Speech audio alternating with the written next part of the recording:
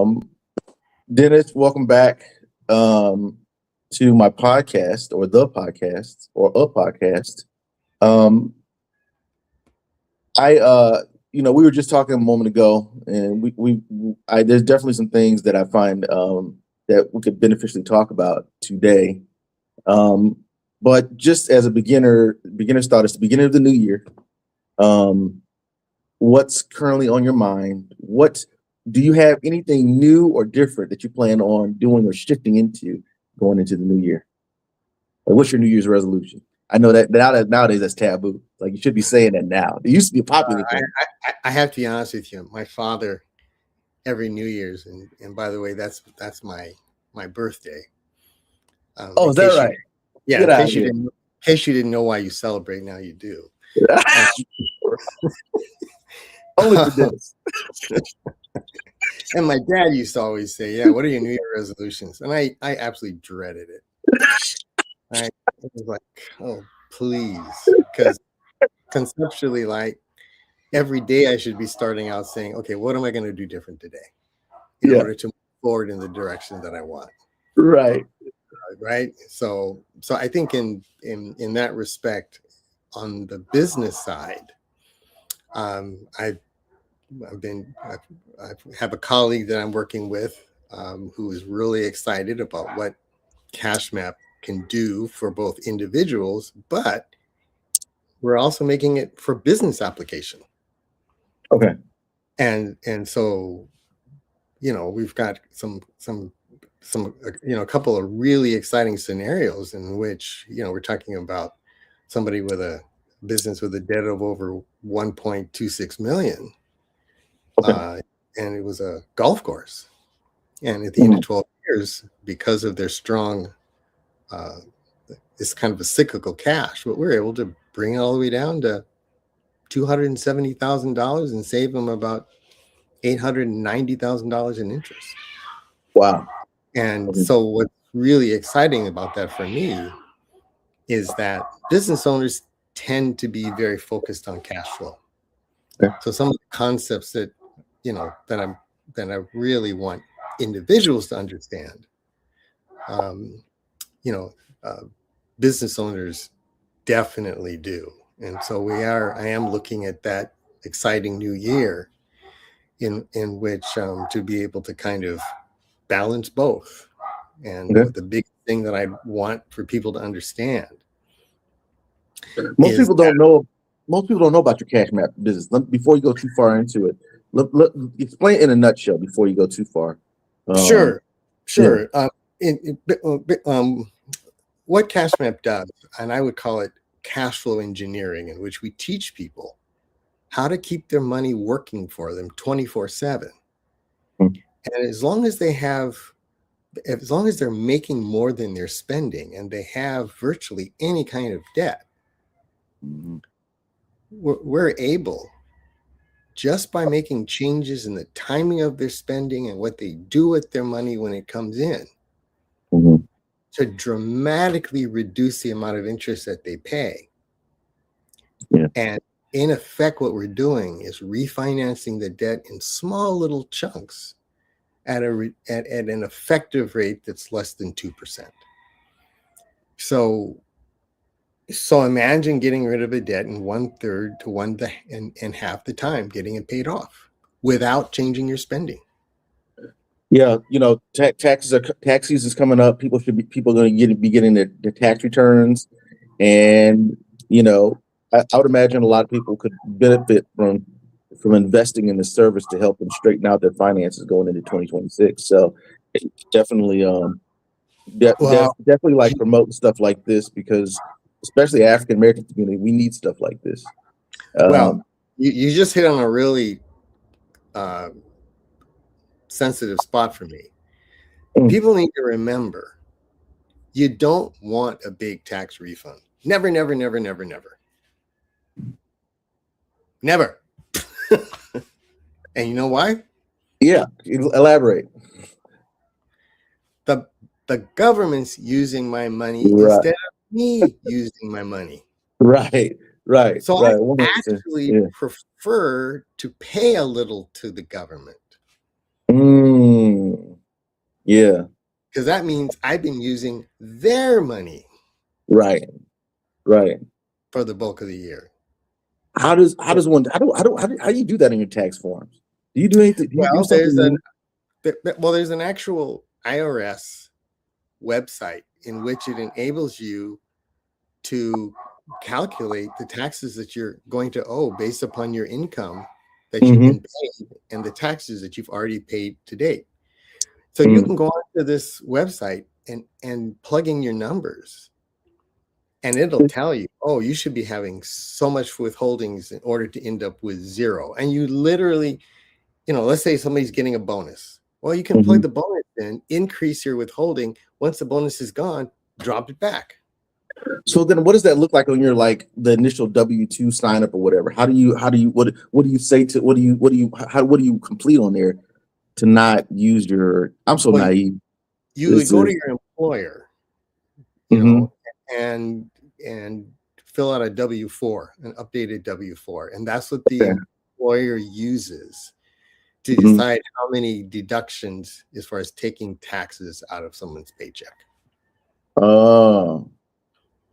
Okay. Yeah, it's pretty straightforward. Okay. All right. And But if you're not sure about it, you can certainly kind of take your previous year's taxes and you'll see the various categories so that you get familiar with it, and you just plug it in on the website and it'll tell you, here's how many deductions you should take. but this is on the official IRS website, or is this like on a different platform related to the IRS website? No, you can just do a search, Okay. IRS withholding calculator. Okay. Okay. And when you pull that up, then it'll literally walk you through a step-by-step. Okay. Right. Nice. So that way, the best deal is to end up with, I'll just use an example, owing nothing or maybe owing $100. Right. Yeah, I like that. Yeah. Right. No kidding. I mean, I've had clients, when I had them walk through this, they ended up getting another couple $100 a month. Yeah. Nice. In their paycheck. Yeah, they had no idea. So they can decide whether to put that in, that amount that otherwise, let's just say they didn't have much left, they can put it to savings, or they can apply it. They got some more flexibility. Yeah. I like that. That's a message in and of itself right there. That's a hook there. That's an online hook right there. There you go. And I can't take credit because you brought it up. Yeah. What you say? I said I can't take credit because you brought it up. Yeah, we get a lower credit. We're gonna talk about the lower in a sec here. But yeah, you give credit to me, I'm passing it right to God. So there you go. Yeah, so Cash Map Business is helping individuals essentially figure out how to to reduce debt if they do happen to have a significant debt out there. It helps to reorganize, or you say re-engineer your finances so that your debt is reduced if you do have an existing debt. Correct? Yeah, we show people how to, like, I was just talking to one of my clients who's a dentist. Mm-hmm. And so he shared with me his spending. Well, the bulk of the spending by his wife was being done by using a debit card. Well, the idea is hold on to your cash as long as possible, but it also requires discipline. So one of the first things you're thinking about New Year's resolutions, coming back to, would be revisiting and answering this question. What are the things that are most important that you want to achieve, that if you don't, you'd want to kick yourself in the backside? Write those things down. Write down when you want to get it, how much it's going to cost, and then go back and look at your current spending and ask the question, if the things that are most important to me are going to get deferred because of my spontaneous spending today, Is that okay? And if it's not, well, then you can actually decide not to make that spend, because you now know that you're actually spending in a manner that's what's most important to you and will bring the greatest joy in your life. Mm-hmm. You're not saving just to save. You're saving because there's something really important you want to be able to do, so that you'll have that sense of satisfaction. Yeah, man. A lot of people live purely on how they can get the most out of life in the present. And Um, it's impulse, and then they wonder later why they are where they are. yeah, a lot of people struggle with delayed gratification. I mean, let's say Yep. we're talking to somebody who struggles with delayed gratification, and they say, you know what, I don't want to wait. I don't want to save. What type of feedback would you get? Or let's say somebody struggles with, I don't want to say I don't want, that's a little bit harsh. Let's say somebody who struggles to manage their budget um, because they are trying to live a quote unquote fulfilled life. How would you respond to that? Well, see, that's why I have them walk through the exercise, Mm, because most people have never answered that question, mm, right? I mean, mm, I have a personal story of a neighbor who called me and said, Dennis, do you have any names of credit counselors? Because we're underwater. We're spending more than we're making, mm, and we don't know what to do. mm. And I've seen some pretty bad credit counselors, so they scare me if you don't know what to look for. And so I told them to come. I said, when can you come over? And they said, now. So they were literally at my house in 5 minutes. What should you look for in a credit counselor? Let's go down that alley there. What should you not? This is a great alley to go down, by the way. Is what are some red flags with regards to credit counselors, and what are some things that are signs that you're dealing with somebody who's actually going to benefit? What's your objectives? Well, there's a couple of firsthand experiences that I can tell you. A credit counselor told an elderly woman who had no control over her spending, don't worry about paying your credit cards off if you're tight, because it's unsecured, and so the bank can't do anything. Wrong. This person was on the verge of losing her house because she ignored Capital One. Because they put a And lien on her house. they put a lien on her house, and they were ready to take her to court and take the house. And with the help of a couple of people in my circle of influence at that time, we were able to find a lender, higher interest cost, that was willing to give her a second chance. Mm, So literally 2 days before the court date, we were able to come to an arrangement and pay it off. mm. Right. So that's one example. Okay. But if I'm looking for a credit counselor, and what are some what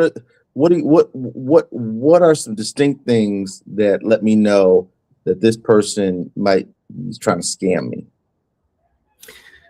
Well, one of the things that I have found with some credit counselors is they will tell you that the only option you have is to, in effect, write off the debt, and then they're going to work with an attorney to get that done. Right off And the debt. Okay. yeah, to make the debt in effect, so that the company won't go after you anymore. And they tell you that it's going to take a hit on your credit. Mm-hmm. And then they tell you the fees with the attorney and what to do. Mm-hmm. And I've had that happen in a couple of cases in which I was able to look at their situation.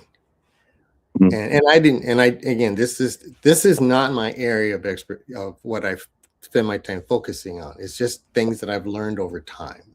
So, Mm-hmm. And in this particular person's case, this person was a pharmacist.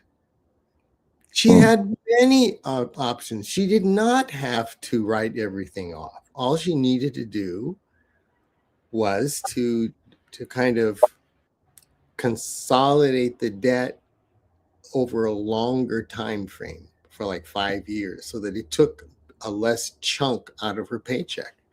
And she was able to pay it off. But they were going to charge her like $4,800 to do this, and it was going to ruin her credit, and for absolutely no reason whatsoever. Okay. Let's go down this rabbit hole. Let me ask you a question, because I've been in this arena. I've talked to a credit counselor before. Let me ask you. Let me see if you know the answer to this question. Is it better if I owe creditors? Is it better to pay it off, or is it better to dispute the credit? Well, those are two entirely different situations. I mean, I've certainly seen people who decide to dispute it on the basis that the company should never have lent them the money because they knew that they couldn't afford to pay it back. I've seen that route. Yeah, but isn't it better just to pay it off and then just deal with for myself, this is a very personal decision, but for many people, they have no emergency fund. Mm-hmm. Right? So if they put everything they have to that debt, if anything happens, they're hooped. They got to go back and borrow again. So it's a balance between putting dollars to it and putting money aside to start building up that emergency fund. Okay. Does that make sense? Yeah. Okay. And you bring up a really good point. That's one of the things whether I'm talking to a business or individuals, in which I'm basically showing them there's another way to be able to get ahead of this without touching your cash that you have set aside. Right? So in other words, again, if you're disciplined and you're making more than you're spending, and the third thing would be, we do need to get your credit score up. But if you can say yes to those three things, then there's another path to follow that will enable you to accelerate getting rid of the debt without touching your cash reserves, be it an individual or a business. So in other words, if I knew that I could, in effect, have a net effect of borrowing at 2% or less versus pulling money out of my savings that I might be earning 3.5%. And so that's the other issue that people, I find frequently, they leaving their cash sitting in a conventional bank earning 0.01%. Okay. You don't want to do that. There are so many options out there in which you can get 2.5%, 3.5% on your savings and have it be secure. Okay. So why would I take money that's earning let's just say 3%, versus borrowing at an effective rate that's going to be under 2? Okay. All right. I wouldn't do it. Yeah. Yeah. Is that am I being helpful? Yeah, yes. Yeah, for the most part. I think I sort of get the gist of what you're talking about. Is the recommendation not to pay everything off at once, but rather make sure that while you're paying things off, that you're making sure that you're adding money to something that's yielding 2 to 3% in an account while you're paying off things that it might be a bad decision. Like let's in this particular from this particular question with regards to whether it's good to pay off debt or just to dispute it. You're saying, I think I hear you saying it's good to pay off debt, but don't spend all your money on debt. Pay it down, but also have an emergency fund. That's what I think I hear you say. That's what you're hearing me say. Okay. All right. I mean, Yeah. you have somebody has. I mean, the challenge that we always have, right? We were talking in general terms, Mhm. right? So, you know, to actually dispute the debt, you know, you're now looking at a situation where, in effect, you're so far over your head that you can't see any way out. Mhm. Uh, and so what I do does not frankly focus on that segment of our population. Ah, Um, okay. that's not my expertise. So I'm just simply sharing personal learnings that I've had over a course of time. Yeah. I would So right. this is a good. This is good. Um, so really, you're focused on individuals who have decent credit, who earn who are in some ways operate in some type of profession with the, you know, for lack of a better word, significant amount of income as it relates to their outcome. No, absolutely No? not. Huh? Absolutely not. Okay. Um, I I have a client. They live in North Carolina.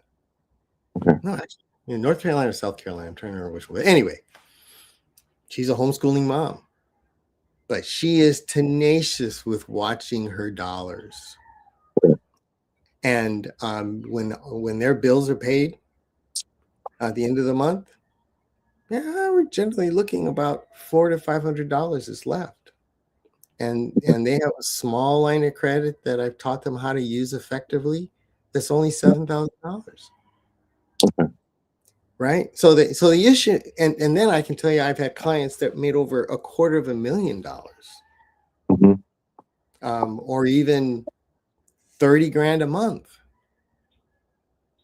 and they have no savings and they have no retirement. Mhm. So the issue isn't how much money you make. Mhm.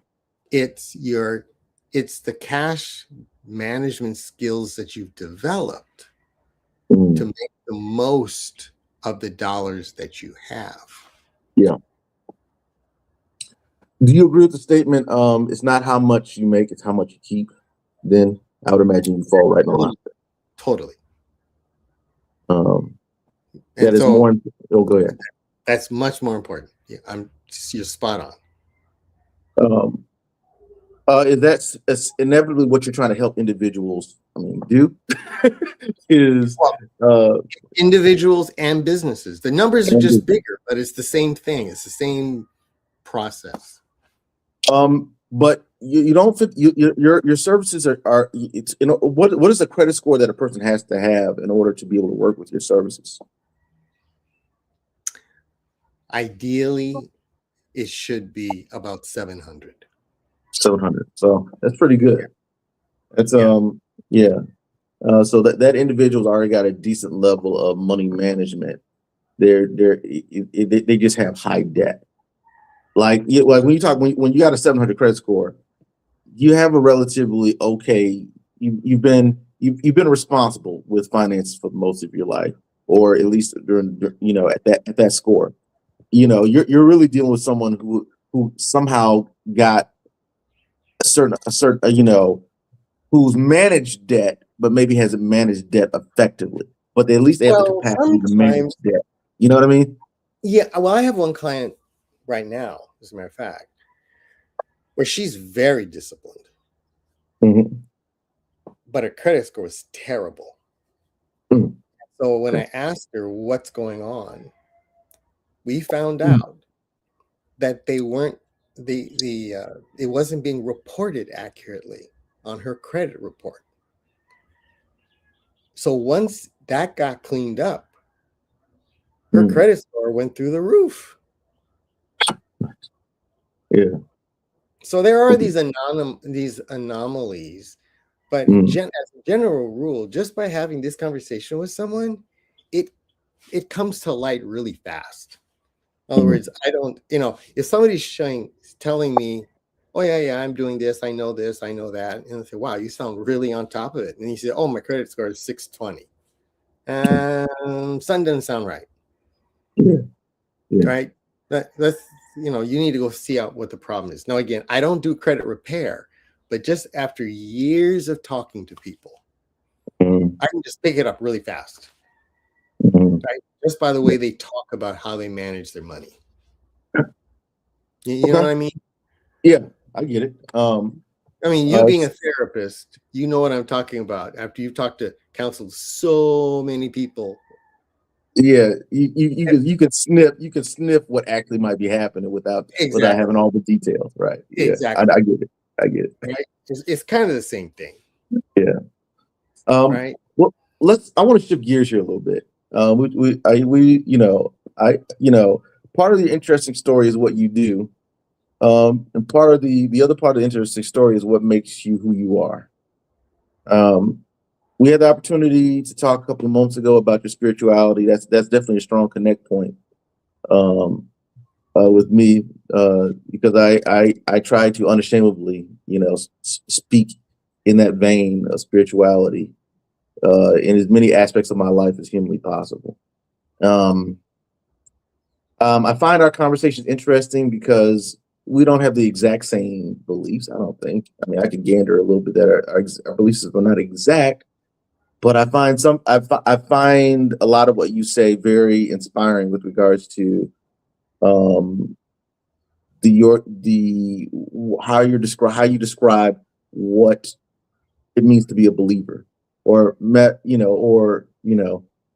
don't know how you would frame that, but what Christianity looks like, or what does it mean to walk with Christ? You mentioned earlier in our conversations the two big words here, transformation in heart, transformation of the heart. Can you elaborate off of that a little bit? What does it mean to be a believer in Christ? And how's that connected to the term transformation of the heart? Okay. So, yeah, thanks for the opportunity of sharing. If you were to look at Ephesians chapter 5, verse 1, mm-hmm. It might be verse 2 also. It says, in fact, I'll just, for your listeners, I'll pull it up directly. Oh, yeah, I'm a Bible thumper too. I got my Bible sitting right here. Ephesians chapter 5. It says, verse 1, therefore imitate God like dearly loved children. Live your life with love, following the example of Christ, who loved us and gave himself for us. He was a sacrificial offering that smelled sweet to God. Now, because of my background in HR and just being an executive over time, one of the biggest problems that I run into, be it an employee or being a supervisor, somebody comes and talks to me, and the first thing goes across my mind is, did you ask yourself the question before you opened your mouth over what the impact of your words were going to have to the listener? And was it going to bring a positive outcome? Now, I had a couple of other executives tell me, when I tell them that that's what runs through my head, they said, Dennis, that's not normal. People just don't even think like that. I said, right. I don't understand why not. I mean, and so kind of what I'm saying here is that if, number one, if we believe that God loves all of his children, and if we believe that he wants, as Jesus said, I came to give you life more abundantly. Yeah. And then we even look at the Old Testament and the promises given Israel. And he says they were good for 1,000 generations, in which, or like Jeremiah says, I want a prosperous life for you. I want a good life. Well, then if I'm being asked to imitate God like dearly loved children, then that's what the influence I want to have on every person I come in contact with. But what I find in contrast is, instead, if you ask the question, and I have done this many times, and 9 out of 10 times, here's what I get. If I ask somebody, can you put yourself in that person's shoes? Right? And what impact would this situation have on your life if you were in that situation?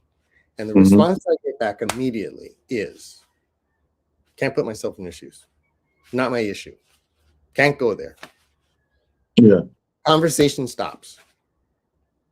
So for me, when I discovered at least 2 verses in which it says, God says, I will replace your stony heart. Yeah.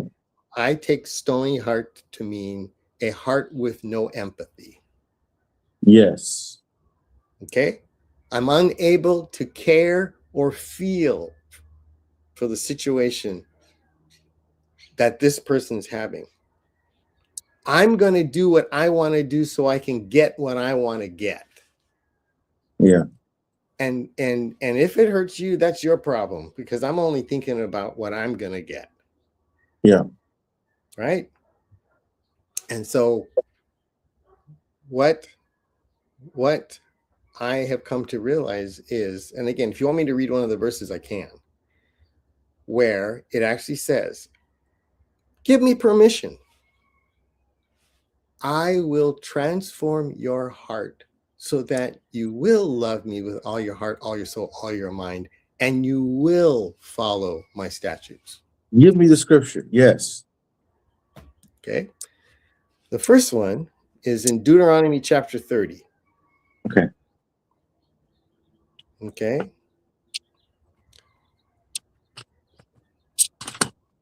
And you go down to verse 6. Okay.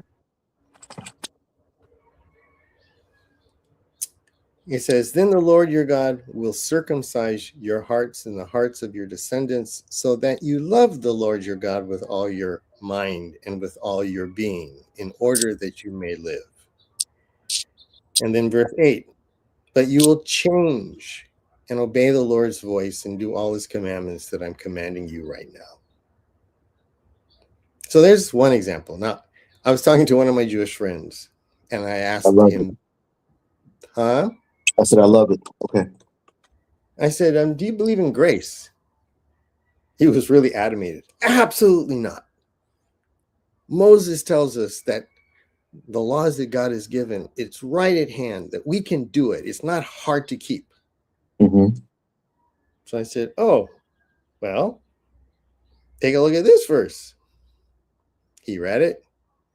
He was stunned. He said, this is beautiful. And then I just loved what he told me. He says, Dennis, if you knew Hebrew, it's even more beautiful and meaningful. You must learn Hebrew and we could go pray together in synagogue together. I loved it. So that's, so that's one verse. Yeah. And then there's another one in Ezekiel.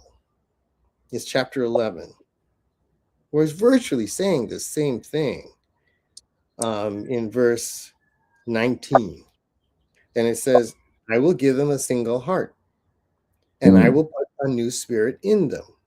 I will remove the stony hearts from their bodies and give them hearts of flesh, so that they may follow my regulations and carefully observe my case laws. They will be my people, and I will be their God. That is Ezekiel 19 and verse.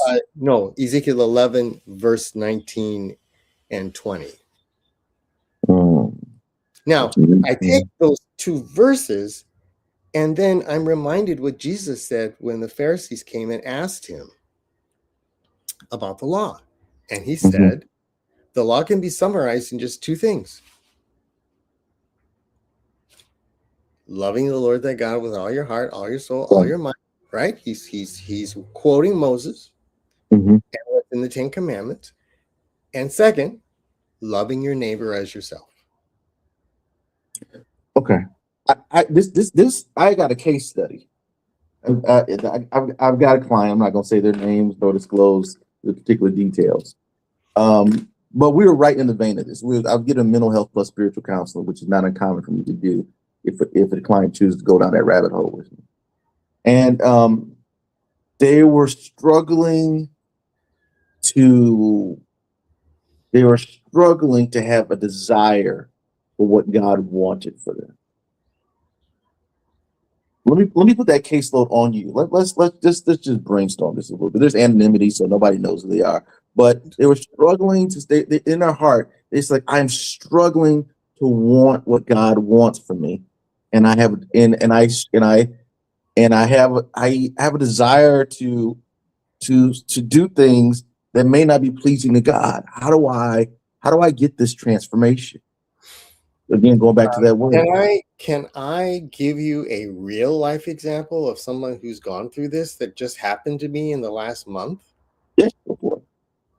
Okay. There's somebody who I met on Zoom. Who he's an insurance executive, Mm. and a rough background. Both of his parents, he's white, he's blue collar Italian, Yeah. lives in Connecticut, and so one of his parents dealt drugs. They both took drugs, Mm-hmm. and number one, when I told him when we first started to talk, and by the way, we met on a networking group, and the strangest thing he told me, he said, we're only in the group of four people for 15 minutes. And he said, there's something about you that's different. Mm-hmm. I got to follow up with you. And so we did, and developed a friendship.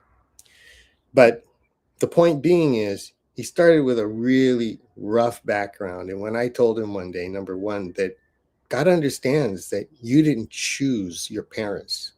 You didn't choose where you were born. He gets it. He accepts it. There's no issues of guilt there at all, because Right. you had no choice. And then as we began talking, he started talking about how his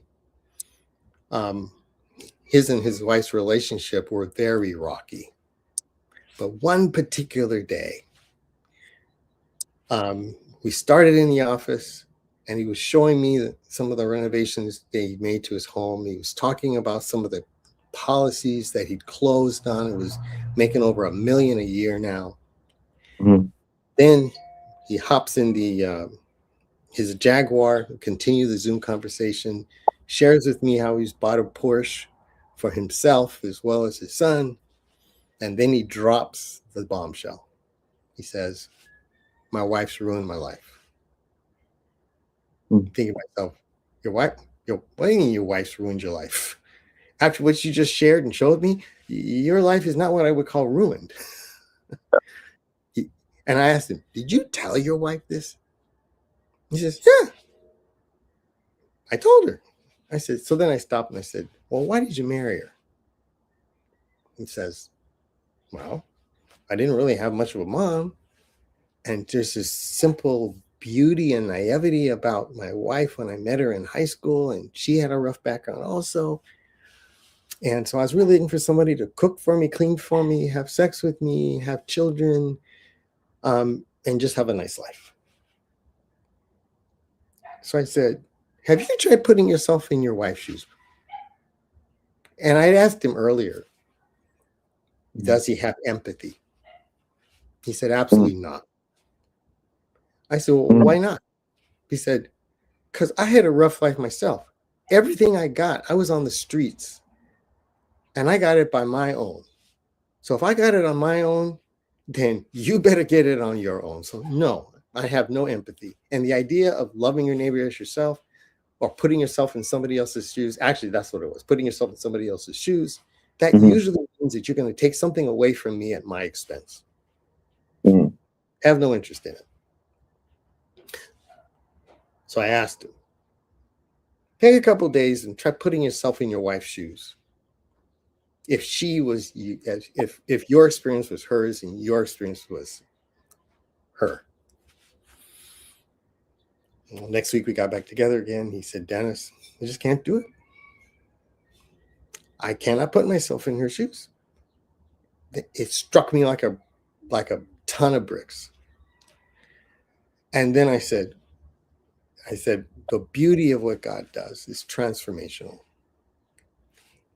he wants what's best for all of us and all of his children. And he wants us to be a part of that process.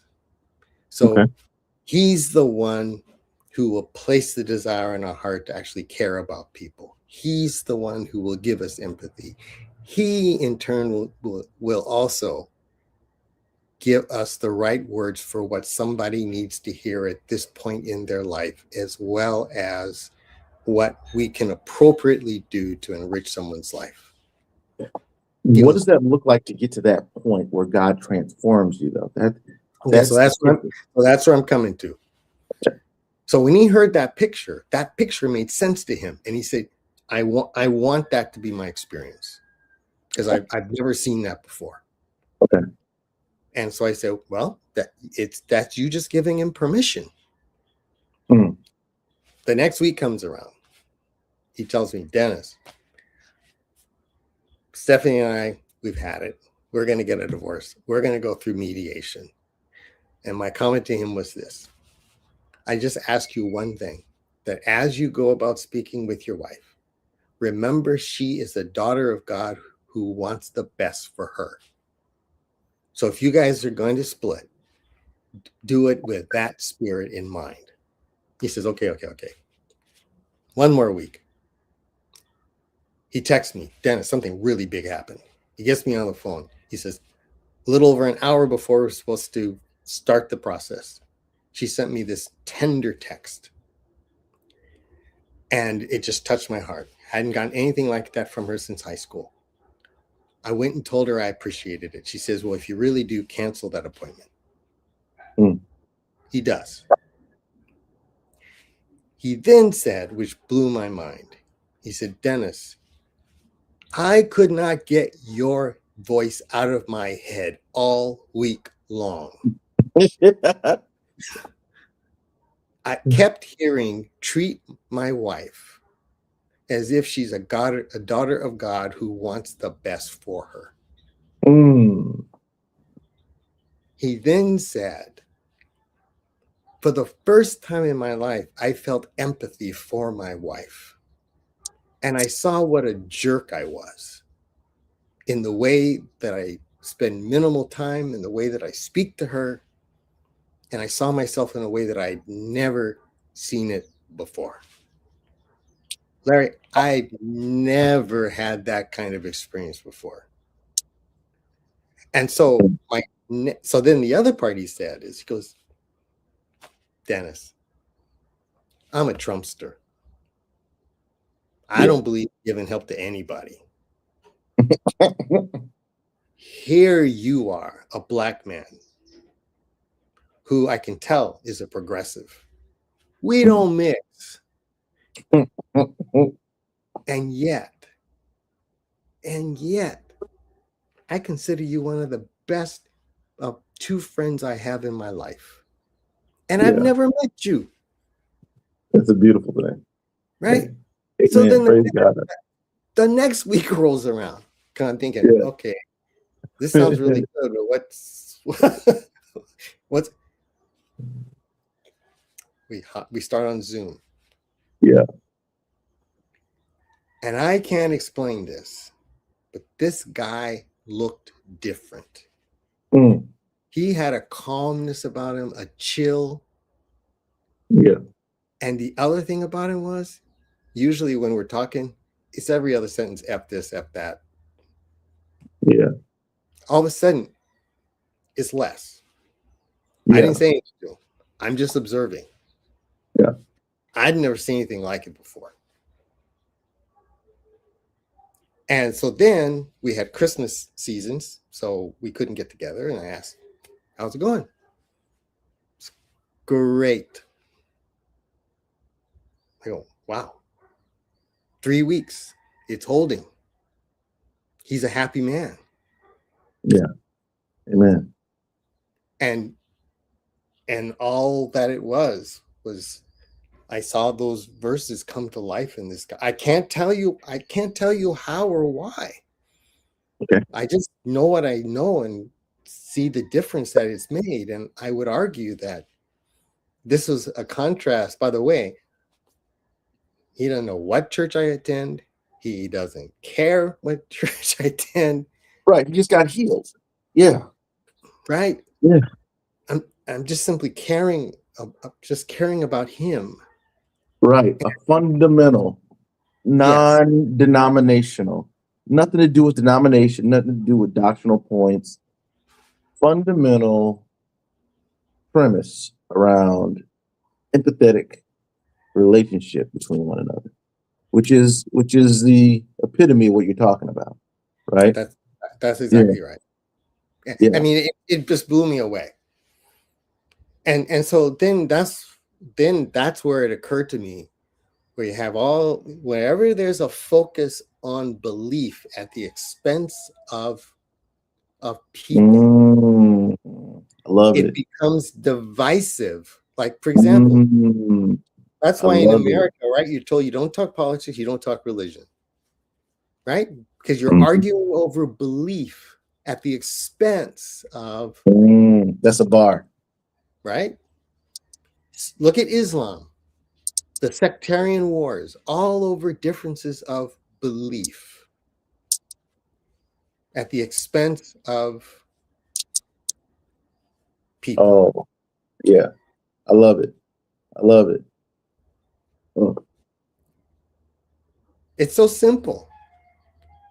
I could even give you a little bit of history where we know that the papal bull in 1453 by, I believe, Pope Nicholas V, I think it was that, or his name, in which he gave the explorers permission to kidnap, enslave, kill, take resources, possess land. And soon thereafter, there was a pope that came after him that attempted to reverse it, but he had lost his political clout. And when I say reverse, he said, you are to return, you are not to enslave, you are not to kidnap, you are to give land back.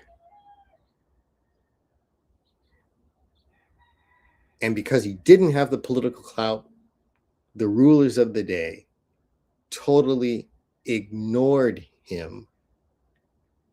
And that's kind of why we are where we are today as relates to our indigenous peoples, the establishment of for example, colonialism.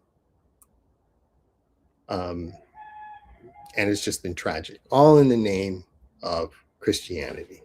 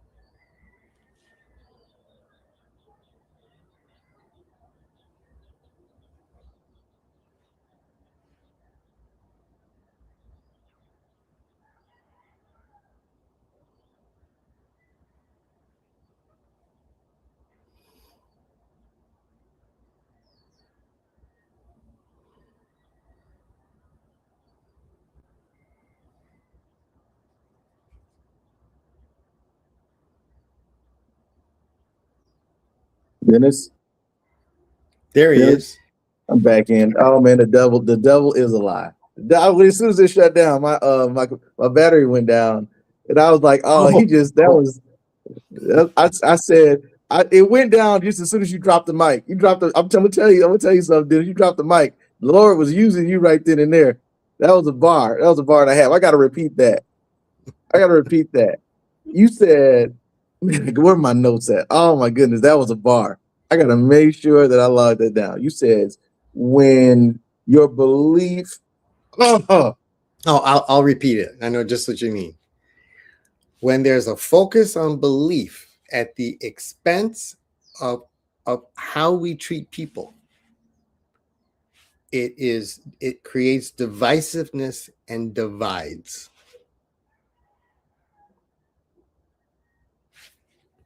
You still there?